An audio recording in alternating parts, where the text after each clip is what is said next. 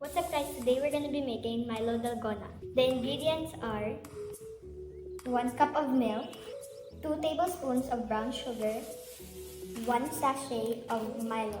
Last but not least, 2 tablespoons of all-purpose cream. So first we're going to be adding the sachet of Milo, 2 tablespoons of brown sugar, 2 tablespoons of all-purpose cream. Mix it until it becomes creamy. The texture should be like this. Get a glass. Now I'm gonna pour some milk.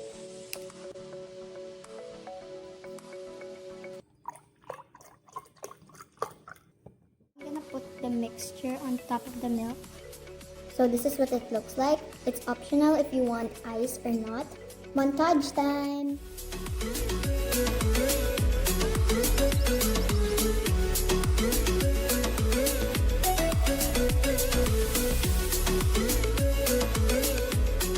It's taste test time. It's so yummy. Really nice. I'm gonna try the milk.